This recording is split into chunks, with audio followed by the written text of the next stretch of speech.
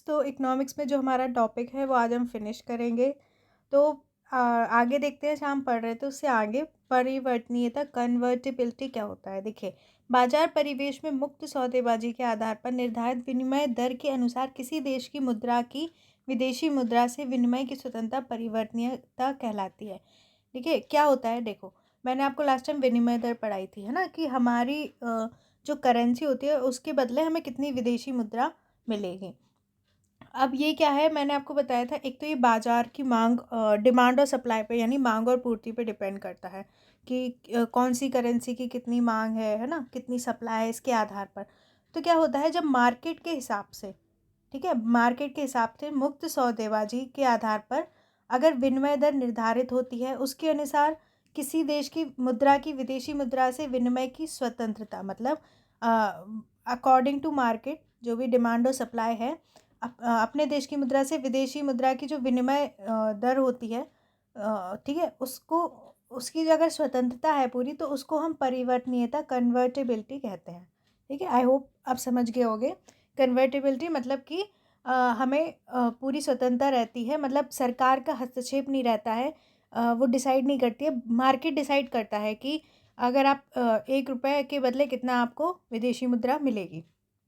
बाज़ार की डिमांड और सप्लाई पे डिपेंड करेगा। तो इससे क्या होती तो ये, अगर इसकी स्वतंत्रता है, ठीक है, मार्केट के हिसाब से तय हो रहा है, गवर्नमेंट का हस्तक्षेप नहीं है, तो उसे कन्वर्टेबिलिटी कहते हैं।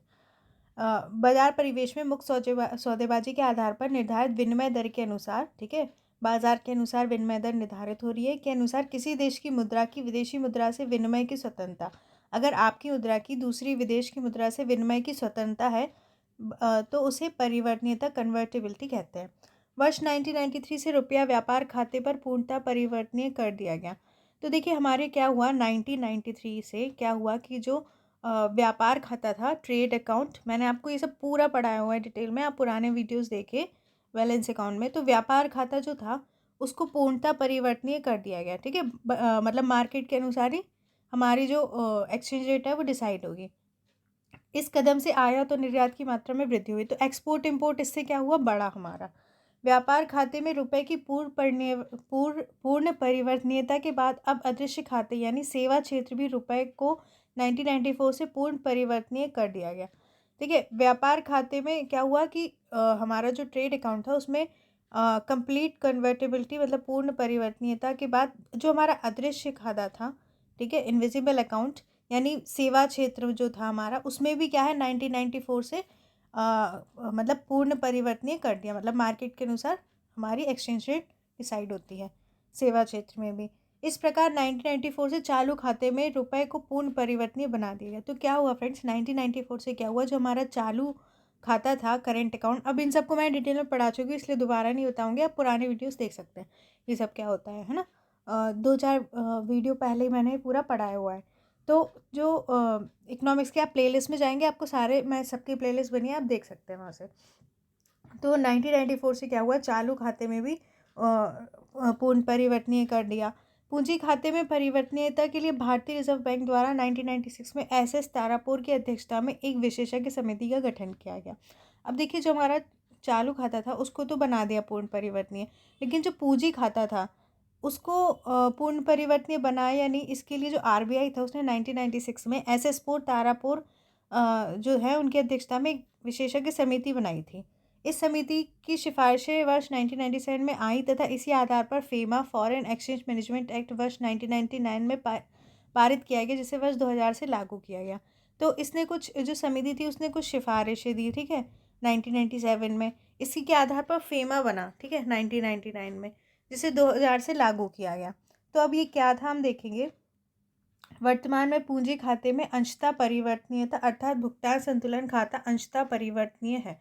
तो जो हमारा पूंजी खाता है, कैपिटल अकाउंट है, वो पूर्णतः परिवर्तनीय नहीं है, अंशतः परिवर्तनीय है। ठीक है, मतलब पूरी तरीके से उसको परिवर्तनीय नहीं बनाया है, अर्थात भुगतान संतुलन खाता अंशतः परिवर्तनीय है। तो जो हमारा बैलेंस ऑफ पेमेंट अकाउंट है वो अंशतः, मतलब पार्शली जो है वो परिवर्तनीय है, क्योंकि भारतीय अर्थव्यवस्था की स्थिति अभी भी पूंजी खाते में पूर्णतः परिवर्तनीयता के अनुकूल नहीं है। मतलब हमारी स्थिति अभी ऐसी नहीं है कि हम जो अपना पूरा है, ठीक है, भुगतान खाता उसको पूर्ण परिवर्तनीय बना दें।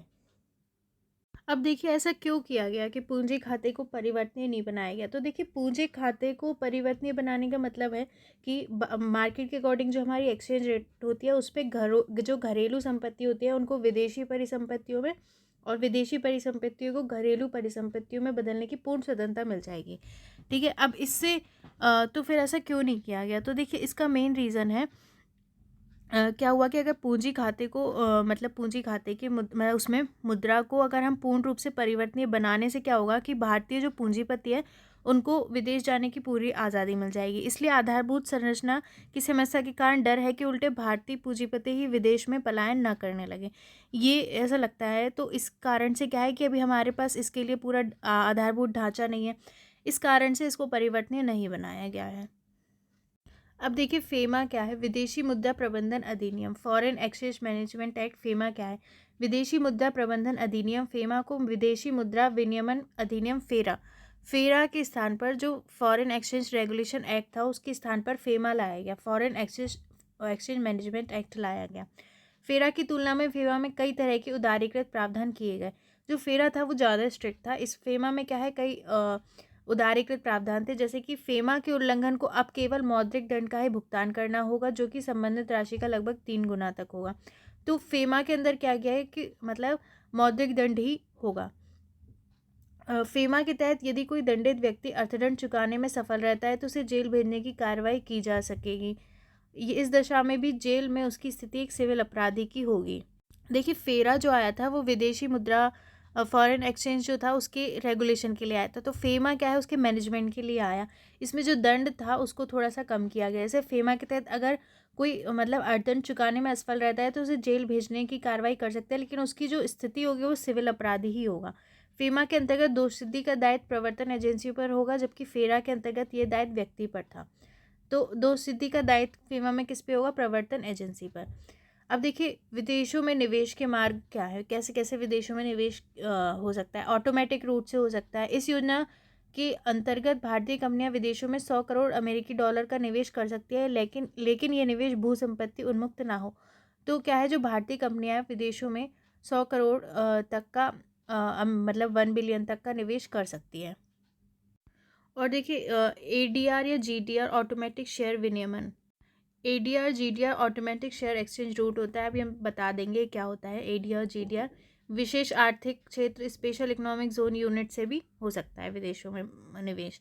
अब देखिए अमेरिकन डिपॉजिटरी रिसिप्ट एडीआर और ग्लोबल डिपॉजिटरी रिसिप्ट जीडीआर क्या होता है। केंद्र सरकार द्वारा 19 जनवरी 2000 को विदेशों में पूंजी एकत्र करने के उद्देश्य से एडीआर और जीडीआर को जारी करने की अनुमति दी गई। तो हमारी सरकार ने 2000 में विदेशों में पूंजी एकत्र करने के उद्देश्य से एडीआर और जीडीआर को अनुमति दी गई थी। एडीआर क्या है, अमेरिकन बैंक द्वारा निवेशकों को विदेशी कंपनी के शेयर के बदले जारी किए जाते हैं। एडीआर क्या है, अमेरिकन बैंक द्वारा जारी किए जाते हैं। उनमें मतलब जो भी निवेश कर रहा है, ठीक है, उसको क्या है विदेशी कंपनी के शेयर के बदले एडीआर दिया जाता है। जीडीआर को भी एडीआर की तरह जारी किया जाता है, पर जहां एडीआर को अमेरिकी शेयर बाजार में व्यापार के लिए प्रयोग किया जाता है, वही जीडीआर की लिस्टिंग अमेरिकी शेयर बाजार में नहीं होती बल्कि अन्य विदेशी मार्केट जैसे लंदन, जर्मनी आदि में होती है। ठीक है, एडीआर क्या है, अमेरिकी शेयर बाजार में व्यापार के लिए यूज़ होता है, लेकिन जो जीडीआर है उसकी लिस्टिंग कहाँ होती है, जो अन्य विदेशी मार्केट है जैसे लंदन, जर्मनी, वहाँ होती है। एक बार मैं आपको फिर से बताना चाहूँगी कि जो अगर आपको नहीं समझ में आओगे, जो पूंजी खाते की पूर्ण परिवर्तनीयता क्यों नहीं गई, क्योंकि पता ऐसा डर था कि विदेशी मुद्रा का बहिर्प्रवाह हो सकता है, मतलब विदेशी मुद्रा जल्दी से बाहर जा सकती है। ठीक है, जिससे क्या है विदेशी विनिमय भंडार पर दबाव पड़ जाएगा। और कुछ अंतर्राष्ट्रीय अनुभव रहे उनसे पता चलता है कि पूंजी खाते की पूर्ण परिवर्तनीयता से अर्थव्यवस्था में जोखिम बढ़ सकता है, क्योंकि इससे कम समय में विदेशी मुद्रा का आवागमन बढ़ सकता है। तो इस कारण से कुछ डर से पूंजी खाते को पूर्ण परिवर्तनीय नहीं बनाया गया है।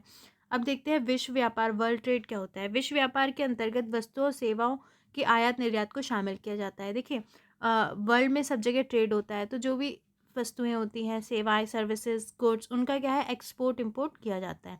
विश्व व्यापार की पुरानी प्रवृत्ति में बदलाव हुआ है। पहले जहाँ इसमें विकसित देशों का आधिपत्य था, वही आज विकासशील देशों का विश्व व्यापार में अति महत्वपूर्ण स्थान है। तो समय के साथ वर्ल्ड ट्रेड भी चेंज हुआ है। पहले क्या है विकसित देश ज़्यादा इसमें शामिल थे, लेकिन अब विकासशील देश भी काफ़ी ट्रेड कर रहे हैं। अब कुछ ऑर्गेनाइजेशंस देखेंगे, जैसे विश्व व्यापार संगठन, वर्ल्ड ट्रेड ऑर्गेनाइजेशन। विश्व व्यापार संगठन की स्थापना 1 जनवरी 1995 को प्रशुल्क एवं व्यापार संबंधी सामान्य समझौते general agreement on trade and tariff GATT के स्थान पर हुई थी। तो देखिए WTO की स्थापना कब हुई थी, ये याद कर लीजिए, 1 जनवरी 1995 को हुई थी। गेट के स्थान पर एक गेट बना था, general agreement on tariff and trade, उसके स्थान पर हुई थी। WTO का गठन उरुग्वे दौर की वार्ता 1986-84 की सफलतापूर्वक संपन्न होने के बाद किया गया। तो WTO का गठन कब किया गया, जो उरुग्वे दौर की वार्ता चली थी उनके बाद किया गया। देखिए, विश्व व्यापार संगठन के प्रमुख कार्य, अगर आपको लग रहा है कि हम थोड़ा सा प्रीलिम्स के हिसाब का पढ़ रहे हैं, अगर और डिटेल में होगा तो मेंस के हिसाब में इसमें पूरा डिटेल में हर चीज़ के बारे में फिर से पढ़ेंगे। ठीक है। विश्व व्यापार संगठन के प्रमुख कार्य क्या है, तो विश्व व्यापार संगठन के प्रमुख कार्य हैं आयात प्रशुल्क व अन्य व्यापार बाधाओं को समाप्त करने तथा उनमें कमी लाने हेतु वार्ता करना। देखिए, वर्ल्ड ट्रेड ऑर्गेनाइजेशन क्या करता है, जो मतलब इम्पोर्ट पे जो भी शुल्क लगा देते हैं, फीस लगा देते हैं सामान आने पर, ठीक है, या अन्य व्यापार बाधाएं हैं उनको समाप्त करना, मतलब ट्रेड जो है अच्छे से हो, उनमें कमी लाने हेतु वार्ता करना। अंतर्राष्ट्रीय व्यापार को संचालित करने वाले नियमों पर सहमति बनाना। तो जितने भी नियम होते हैं अंतर्राष्ट्रीय व्यापार को संचालित करने के लिए, उन पे रूल्स बनाना। वस्तु और सेवा व्यापार संबंधी बौद्धिक संपदा अधिकारों से संबंधित विश्व व्यापार संगठन के सहमति प्राप्त नियमों को लागू करने संबंधी निगरानी और प्रशासन करना। अब देखिए, जो हमारा इंटेलेक्चुअल प्रॉपर्टी राइट्स होते हैं, मान ली कहीं किसी देश में कोई इन्वेंशन हुआ है, कुछ हुआ है, ठीक है, तो उसकी चोरी होती है, ये सब, तो उससे रिलेटेड कुछ रूल्स होते हैं, उनको लागू करना, उनकी निगरानी करना, प्रशासन करना, ये काम होता है। विश्व व्यापार संगठन की अन्य प्रमुख गतिविधियां हेतु आवश्यक आर्थिक अनुसंधान करना और आंकड़ों का संग्रहण और प्रसार करना। ठीक है, और बाकी सारे कार्य करना, आर्थिक अनुसंधान मतलब रिसर्च वगैरह है ना, और जो आंकड़े होते हैं उनको इकट्ठा करना। विश्व व्यापार संगठन WTO स्वतंत्र, स्वायत्त और एक वैधानिक अधिकार प्राप्त संस्था है। ये एक स्वतंत्र है, ठीक है, स्वायत्त है और एक वैधानिक अधिकार प्राप्त संस्था है। संयुक्त राष्ट्र संघ का भाग या अभिकरण नहीं है। WTO जो है वो संयुक्त राष्ट्र का भाग या अभिकरण नहीं है। ये इंपॉर्टेंट होता है, जब क्वेश्चन आते हैं तो ऐसे ही पूछ लेते हैं, क्या इसका पार्ट है। गेट समझौता जो वस्तुओं के व्यापार से संबंधित था, के साथ WTO में 2 नए समझौते जोड़ दिए गए। तो देखिए, पहले जो गेट था वो वस्तुओं के व्यापार से रिलेटेड था, लेकिन WTO में 2 नए समझौते हुए। जो है सेवाओं से संबंधित व्यापार के संबंध में समान समझौता, general agreement on trade and service. ठीक है, मतलब पहले गेट जो था वो वस्तुओं से रिलेटेड था, फिर इसमें एक सेवाओं वाला भी जोड़ दिया गया। ठीक है, GATS, general agreement on trade and service, और फिर क्या, एक बौद्धिक संपदा वाला जोड़ दिया गया। बौद्धिक संपदा अधिकार से संबंधित व्यापार के संबंध में समान समझौता, जिसे ट्रिप्स बोलते हैं। तो इसमें 2 नए समझौते जोड़ दिए गए WTO में। तो बौद्धिक संपदा अधिकार से संबंधित व्यापार के संबंध में समान समझौता, ट्रिप्स क्या है, trade related expect of intellectual property right. बौद्धिक संपदा अधिकार विचारों, आविष्कारों, सृजनात्मक अभिव्यक्तियों तथा उनकी संपत्ति का दर्ज किए जाने से के संबंध में जनता की सहमति और उनके स्वामित्व धारी को अधिकार दिए जाने से संबंधित है। देखिए, अगर कहीं पर मतलब कोई भी ऐसा नया विचार, नया आविष्कार हुआ है, ठीक है, कुछ भी नई चीज़ हुई है, इन्वेंशन हुआ है, तो उसमें क्या होता है कि वो लोग अपना राइट्स लेते हैं, है ना, लेकिन उसकी चोरी भी हो जाती है। तो इन सब उनकी संपत्ति पर, तो जो उनसे रिलेटेड है, ठीक है, उनकी संपत्ति का दर्ज किए जाने के संबंध में जनता की सहमति और उनके स्वामित्वधारी को अधिकार दिए जाने से संबंधित है। मतलब जहाँ ये हुआ है उसको अधिकार दिए जाने से, ठीक है, कि उनका स्वामित्व उस पर रहता है। ट्रिप्स के अंतर्गत प्रदान किए जाने वाले बौद्धिक संपदा अधिकार, अब इसके अंदर कौन से बौद्धिक संपदा अधिकार दिए जाते हैं, जैसे कि कॉपीराइट से संबंधित अधिकार, ठीक है, कॉपीराइट होता है, ट्रेडमार्क होता है, ट्रेडमार्क मतलब जो ट्रेड होता है उससे रिलेटेड होता है, भौगोलिक संकेतक GI टैग होता है, ठीक है, किसी जगह पे अगर कोई चीज़ है स्पेशली, औद्योगिक रूपरेखा होता है, पेटेंट होता है, ये सारी चीज़ें होती हैं। विश्व व्यापार संगठन से संबंधित सम्मेलन सिंगापुर, सिएटल, दोहा, हांगकांग, बाली आदि स्थानों पर हुए। तो जो वर्ल्ड ट्रेड ऑर्गेनाइजेशन से रिलेटेड बहुत सारे सम्मेलन इन सारी जगहों पर हुए। सिंगापुर मुद्दे की शुरुआत वर्ष 1996 में WTO की बैठक के दौरान हुई। तो इसमें क्या हुआ सिंगापुर में, देखिए, इस सम्मेलन में प्रतिस्पर्धा, विनियोग, सरकारी क्रय में पारदर्शिता, व्यापार में सरलता और आसानी के प्रयास पर विकसित एवं विकासशील देशों के बीच आम सहमति नहीं बन सकी। तो कुछ चीज़ों पर इसमें सहमति नहीं बन सकी। WTO का सबसे महत्वपूर्ण सम्मेलन दोहा सम्मेलन है। इसका सबसे इम्पोर्टेंट सम्मेलन कौन सा है, दोहा वाला। तो दोहा सम्मेलन क्या है हम देखेंगे। दोहा की वार्ता को दोहा विकास दौर कहा जाता है। जो दोहा के टाइम पे जो वार्ताएँ चली, बातें कर रहे थे लोग सिंपली, तो उसको दोहा विकास दौर कहते हैं।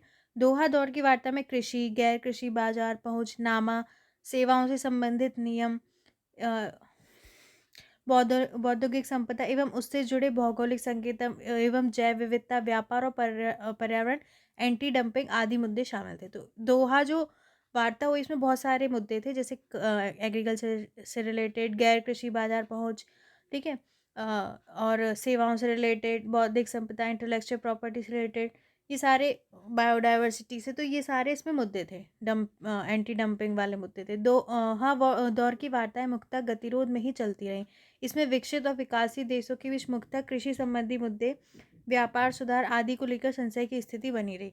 तो क्या हुआ कि देखो, जब बातें हुई तो बहुत सारे इसमें गतिरोध हुए। तो जो भी विकसित देश से, विकासशील देश से थे, तो उनमें क्या है, जो एग्रीकल्चर से जो रिलेटेड इशू था, व्यापार सुधार, इन सब को लेकर संशय की स्थिति बनी रही। मतलब कोई एक एग्रीमेंट नहीं हो पाया इन पे। कृषि पर दी जाने वाली सब्सिडी दोहा मुद्दे का मुख्य विषय रहा। अब देखिए, कृषि पर हमारी जो इंडिया है, तो वो क्या है, बहुत ज़्यादा सब्सिडी देती है, जिससे क्या है, विकसित देशों को इससे बहुत ज़्यादा प्रॉब्लम है। तो उस समय भी क्या है, कृषि पर दी जाने वाली सब्सिडी सब्सिडी जो है, वो दोहा मुद्दे का मुख्य विषय था। कृषि सब्सिडी के समर्थक यानी विकासशील देश कृषि सब्सिडी को विश्व व्यापार संगठन के नियमों में बांधने के पक्ष में नहीं थे।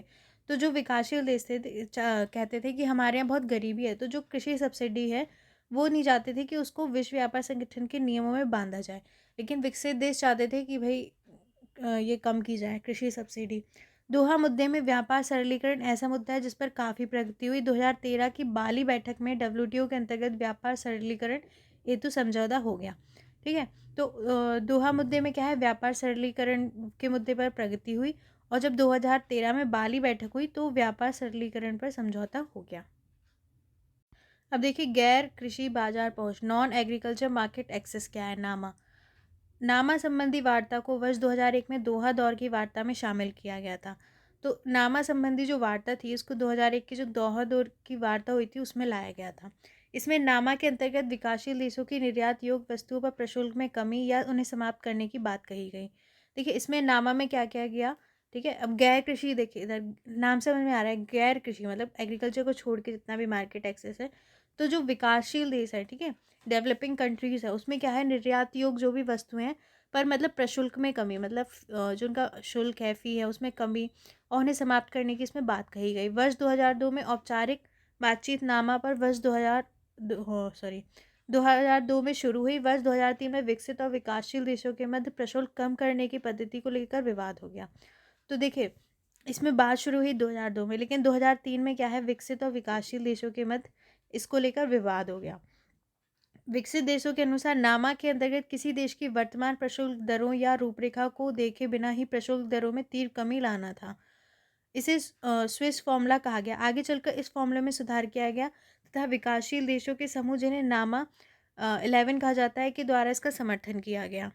तो देखिए, इसमें क्या है कि जो विकसित देश थे, उन्होंने क्या कि नामा के अंतर्गत, मतलब ये कुछ ये नहीं देखा जाए, मतलब कि अभी क्या दरें हैं, सीधे ही जो दरें हैं उनमें कमी लाई जाए। इसको उन्होंने स्विस फॉर्मूला का, आगे चलकर क्या है, इस फॉर्मूले में इम्प्रूवमेंट किया गया, और विकासशील देशों के समूह, जिन्हें नामा 11 कहा जाता है, उन्होंने इसका समर्थन किया। तो यहाँ पर हमारा ये टॉपिक ख़त्म होता है। मैं इंपॉर्टेंट चीज़ें आपको बता दी। नहीं, ख़त्म नहीं हो रहा है, अभी हमें थोड़ी सी चीज़ें और पढ़नी है, आईएमएफ, वर्ल्ड बैंक के बारे में, फिर ख़त्म होगा। ठीक है, थैंक यू।